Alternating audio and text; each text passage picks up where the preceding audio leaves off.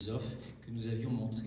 Et à tout seigneur, tout honneur, la dernière image que je tenais à vous montrer était évidemment celle de Yannick Enel et de ce beau livre, donc Adrien Guénier, déchaîner la peinture, qui est paru donc aux éditions Actes Sud. Bon, il y a une superbe petite en haut exposition autour des planches de ce livre, et je vous engage évidemment à voir la beauté de l'ouvrage qui a été réalisé. Je pense qu'il y a là un moment très intéressant dans l'œuvre de Guénier, où d'une certaine façon j'ai le sentiment qu'il se réapproprie des images beaucoup plus anciennes, dont le magnifique tableau qui est là. Alors Yannick, si tu m'y autorises, juste quelques infos, parce que j'ai travaillé un petit peu, et je voulais donner quelques-uns, juste très rapidement, sur le corbeau.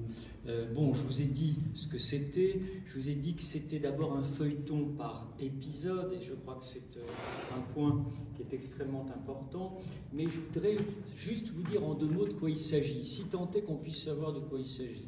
Il s'agit d'un poème qui raconte l'histoire du narrateur par une nuit lugubre. Et par une nuit lugubre où il se lamente sur la mort de son aimé, Lénore, il voit entrer par la fenêtre un corbeau qui frappe. Et le corbeau, de fait, ne s'arrête pas et va se jucher sur le buste antique. Et alors qu'il l'interroge, le corbeau ne va jamais répéter qu'un seul mot, « nevermore », jamais plus.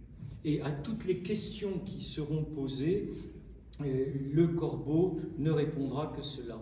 Et c'est une sorte de dialogue étrange qui s'institue entre le corbeau et entre le héros. On se demande quel est le sens de tout cela. Est-ce que c'est une allégorie de la dévotion, manière de dire que la dévotion ne s'éteint jamais et que le poète qui pleure la mort de l'être aimé, nevermore, si vous voulez, ne l'oubliera. Il y a une chose intéressante que peut-être on retrouve chez Guénier, c'est une sorte de conflit, de désir pervers entre le désir d'oublier et le désir de se souvenir. Et je me demande, Yannick, si ça n'est pas quelque chose qui est aussi au cœur du travail d'Adrien Guénier. Bon, c'est la complainte d'un exclu. Est-ce que quelque part, là aussi, il n'y a pas quelque chose qui pourrait nous intéresser? C'est truffé d'histoires de magie noire, d'occultisme. C'est une sorte de messager de l'au-delà. J'ai appris une chose très belle que je vous avoue que je ne savais pas, c'est qu'à l'origine, les corbeaux étaient blancs. Je ne sais si tu savais ça. Et c'est absolument magnifique parce que dans la mythologie, on raconte que c'est pour punir les corbeaux blancs de ne pas avoir annoncé le déluge à Noé au moment donc du déluge, qu'ils ont été transformés en oiseaux noirs. Voilà, le rivage de la nuit plutonienne, hein, le messager de l'au-delà, si vous voulez. J'en ai fini avec mon exercice un peu savant. Ce qui est tout à fait formidable, c'est que dans ce poème absolument génial, tout s'entremêle. C'est-à-dire que tout s'entremêle comme tout s'entrelace peut-être aussi dans certaines œuvres d'Adrien Guénier. Il y a à la fois des mythologies nordiques, il y a Odin, il y a à la fois les sculptures, la culture hébraïque, hein, je vous ai parlé du corbeau blanc tout à l'heure. Il y a à la fois les métamorphoses d'Ovide aussi, pas du Covid, hein, mais d'Ovide. Je vous l'ai dit, le corbeau était blanc avant qu'Apollon ne le punisse pour avoir transmis également le message de l'infidélité. Voilà, c'est tout à fait magnifique. Je vous en lis pour terminer une première strophe dans la traduction de Baudelaire. J'aurais dû peut-être lire celle de Mallarmé, mais je vous lis juste la première strophe pour que vous compreniez quelque part le climat dans lequel on se trouve dans ce long poème qui a été publié dans les Histoires grotesques et sérieuses en 1871, qui était donc un ensemble de textes de Baudelaire. Une fois, sur le minuit lugubre, pendant que je méditais, faible, fatigué, sur main précieux et curieux volume d'une doctrine oubliée, pendant que je donnais de la tête, presque assoupi, soudain, il se fit un tapotement, comme de quelqu'un frappant doucement, frappant à la porte de ma chambre. C'est quelques visiteurs, murmurai-je, qui frappent à la porte de ma chambre. Ce n'est que cela, et rien de plus. Voilà. Puis le poème, je vous engage évidemment à le lire. Bon, j'arrête mon baratin et si tu m'y autorises, je prends mon petit papier et je m'autorise à te poser une première question. C'est apprendre comment ce titre, Déchaîner la peinture. Oui, sans ça, il faut du gel hydroalcoolique. Grand merci Bernard, grand merci à Rodica. Je pense comme vous que Adrian Guénier est je le dis de manière enfantine, enfin, le plus grand peintre contemporain. Je ne suis pas bien sûr d'être un spécialiste, je ne le serai jamais, mais je pense que le rapport avec la peinture relève de l'émotion et de la violence de l'émotion, du déchaînement justement. J'ai appelé ce livre « Déchaîner la peinture » parce qu'il m'a semblé que c'était une peinture qui mettait en liberté, alors peut-être quelque chose comme un corbeau qui sortirait de l'Arche de Noé, mais qui ne reviendrait pas. Un corbeau pas tellement humaniste, qui se fout pas mal d'aller découvrir quelque chose pour les hommes, mais qui se perd, et dont la trajectoire noire, nocturne, va passer, je ne sais pas, de la peinture du Caravage jusqu'à aujourd'hui. Et il me semble précisément que ce déchaînement, chez Guénier, j'improvise bien sûr, comme quand j'ai écrit ce livre-là, qui est une improvisation au sens de Butor, par exemple. Il me semble que ce déchaînement relève d'une critique radicale de la violence du monde lui-même. C'est une peinture très violente. Moi, j'aime les peintures violentes, j'aime le Caravage, j'aime Bacon, j'aime Guénier, parce que je trouve que le monde est devenu, comment dire, il y a une politique soporifique du monde. On est anesthésié par une forme de violence qui ne nous réveille pas. C'est une violence qui nous éteint, enfin, qui extermine la sensorialité. Baudelaire, justement, tu le citais, parlait dans Fusée de l'épaississement de la sensibilité. Je crois que s'il y a bien une chose dont on se rend compte chaque jour, au fond, c'est que la sensibilité s'épaissit et que quelque chose prend la place de la sensibilité, qui est l'insensé, tout simplement. Alors j'ai senti, je ne sais pas, c'était comme ça, la première fois qu'on m'a montré, qu'on m'a désigné comme pouvant me plaire, un tableau d'Adrian Guénier, c'est tout récent, au fond, ça date d'il y a quelques années, c'était Harry Jankovici qui me l'a montré. J'ai senti tout de suite que quelque chose, justement, opérait violemment comme un contre-envoûtement. Peut-être c'est le travail du corbeau, justement, et je suis finalement pas tellement étonné qu'il réécrive, je le dis en écrivain, qu'il réécrive ce poème de manière plastique, avec des collages.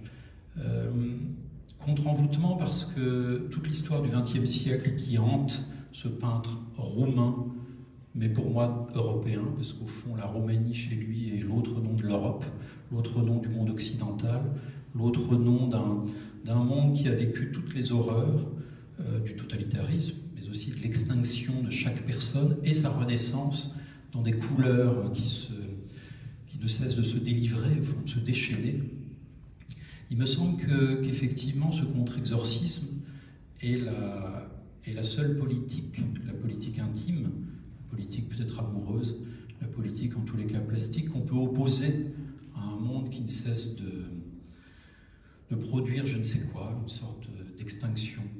Alors voilà, j'ai été requis tout de suite, immédiatement, enfin ça a été, je ne sais pas si c'est un coup de foudre, mais ça a été une commotion. Voilà.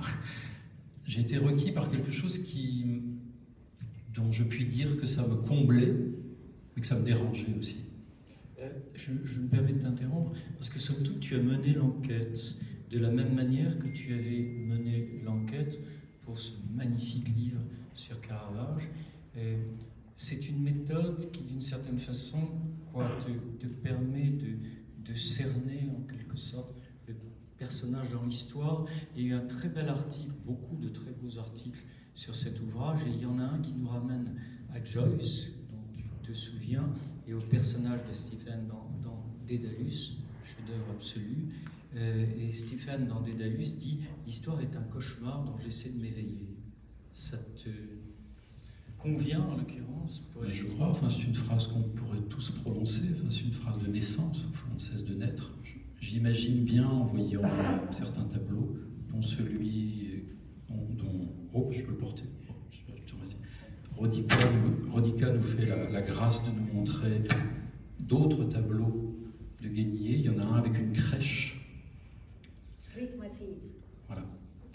Il y a une notion magnifique parmi beaucoup d'autres dans ce texte absolument merveilleux, et sur laquelle on a commencé de parler tout à l'heure, l'idée d'entarter la peinture, avec bien évidemment ce jeu sur le langage, si tant est qu'on puisse parler de jeu, le Entartete Kunst, que vous connaissez de l'Allemagne nazie, qui là se métamorphose ou renaît peut-être justement dans cette idée de charger la peinture, de décharger en quelque sorte, parler d'érotisme, un érotisme latent dans l'œuvre de Guénier, très sensible d'ailleurs dans les collages qui sont là-haut.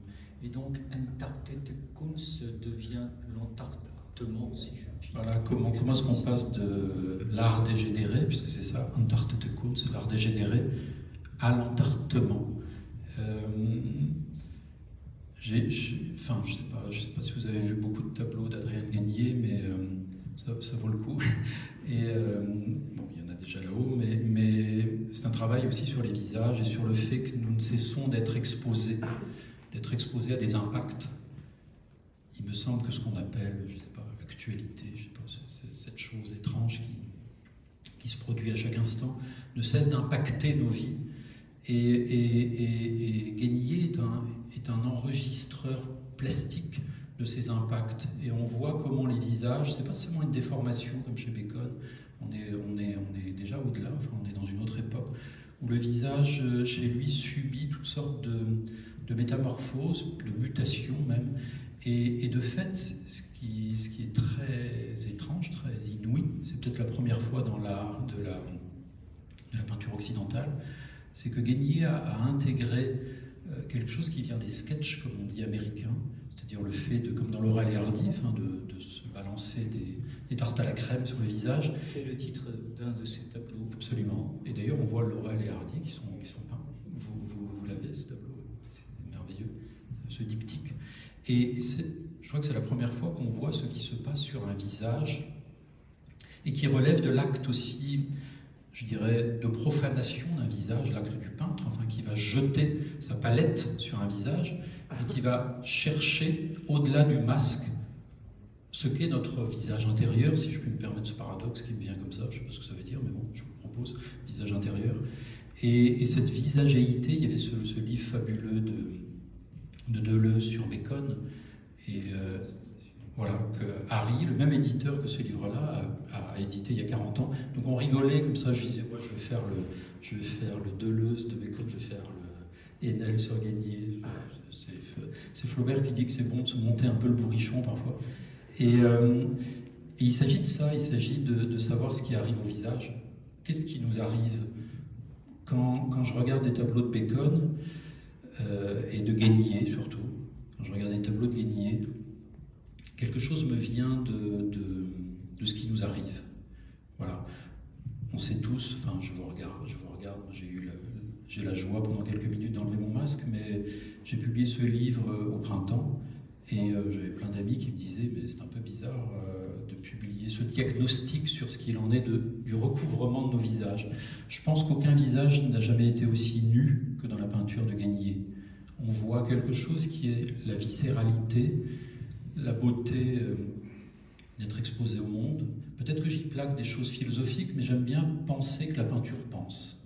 En même temps, tu dis à d'autres moments qu'il y a, comment dirais-je, un langage de la peinture et un langage de la littérature. Comment est-ce que tu les, non pas opposerais, mais comment est-ce que tu les... Ça c'est l'histoire de ma vie, enfin, ça regarde chacun. Moi, c'est mon truc, disons, c'est...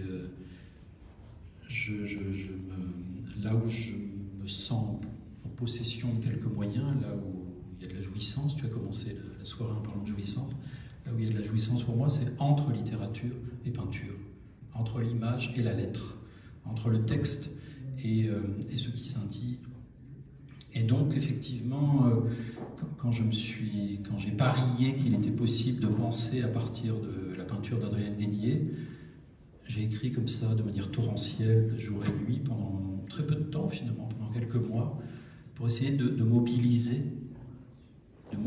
des mots pour dire, parce que je pense que la peinture ne va pas sans dire, je pense que l'émotion ne va pas sans dire, je pense que l'amour ne va pas sans dire, on peut très bien se taire aussi, mais pour arriver à se taire, il faut avoir trouvé aussi une sorte de langage qui va enfin se calmer. Et voilà, entre littérature et peinture, bon, c'est une grande tradition française, c'est Diderot qui a inventé ça, Baudelaire, tu en parlais, il y a le Bataille de Manet. Moi, quand je sais plus où j'en suis, quand je suis malheureux, voilà, il y a aussi du malheur à l'œuvre dans la peinture de Guénier, c'est un malheur qui est transgressé. Quand je ne sais plus où j'en suis, je vais dans des galeries, ou au musée, au choix, ça dépend des jours. Et je me mets à écrire mentalement dans les tableaux. Voilà, ça suscite du langage. Donc pour un écrivain, il me semble que c'est presque naturel d'écrire sur la peinture. Dans le texte, à un moment donné, tu dis cette phrase absolument magnifique. Tu dis « Peindre, oser peindre au XXIe siècle », et ça c'est bien quelque chose qui t'obsède, consiste à désenvoûter invisible, hypnotisé par la tournure maléfique du nihilisme. Oui, je pense que le démoniaque est à l'œuvre. Mais c'est pas tellement une mauvaise nouvelle. Enfin, c'est comme ça depuis la création, depuis la nuit des temps. Enfin, depuis la création, la création est empoisonnée. On le sait tous. Enfin, tout est empoisonné, et pourtant le poison n'a pas le dernier mot. C'est ça l'humanité. Et bon, chez Guénier, ça me semble d'une grande évidence, c'est reformulé génialement avec une immense simplicité, une grandiose simplicité. Il y a quelque chose effectivement qui se propose chez Guénier dans le pinceau même, dans le geste même de mettre nuance sur nuance, coloris sur coloris, collage sur collage, de décoller, de bifurquer, de vriller, de trouer. On pourrait multiplier tous les verbes, on les voit, ces verbes-là. Moi, quand je cherche un verbe, je vais regarder la peinture, chez Van Gogh, c'est ça aussi. Et il y a quelque chose qui désactive le démoniaque. Pour moi, la manière que j'ai trouvée dans ma vie, et on appelle ça l'amour en fait, l'amour de la peinture, l'amour des êtres, la manière qui est la mienne de désactiver le démoniaque, de désactiver le nihilisme, si tant est qu'on puisse le dépasser, c'est pas si sûr, il y a toute une bibliothèque philosophique là-dessus, c'est de répéter le geste d'un artiste qu'on aime, de trouver le mot qui dit la chose, et de faire coïncider quelque chose qui glisse, qui gicle, etc.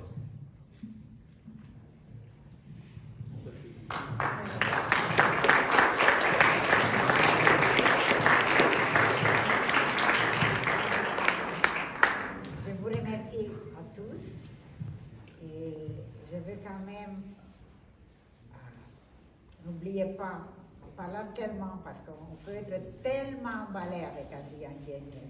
Et si on le connaît, et ici, j'ai le plaisir de le dire que chez Tajan, toute notre équipe connaît Adrien Guénier, parce que on le connaît depuis 2007, et il est venu souvent, on l'a montré, et tout le monde l'adore, parce que pas seulement c'est un artiste extraordinaire, mais comme être humain, j'ai jamais rencontré un artiste qui a une telle humilité et générosité d'esprit, qui aide tous les jeunes artistes et tous les gens qui n'ont pas les moyens avec un tel esprit. Je ne suis pas sûre qu'est-ce que j'aime. Les deux choses sont tellement mêlées dans mon amour pour Adrien Guénier, sa qualité comme artiste, cet artiste exceptionnel, mais aussi cet être exceptionnel. Et je veux vous dire que ça, je le considère comme mon troisième fils.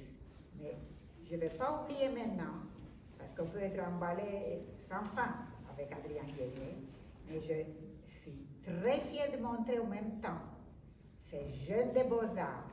Et je vous invite de bien regarder, parce que je pense qu'ils sont extrêmement talentueux. Depuis quelques années, je trie, je sélectionne. Et si vous regardez parmi tous ces jeunes-là, chacun a sa personnalité. Chacun fait quelque chose de nouveau. Et de voir ça à Paris, dans un environnement qui a beaucoup soutenu l'art conceptuel, le post-duchanisme, j'appelle ça, de voir cette renaissance de peinture et ces jeunes qui sont amis se soutiennent, ça me donne énormément de plaisir et je suis très fière, malgré le Covid, d'accueillir ici Adrien Guénier et les jeunes de Beaux-Arts. Merci beaucoup.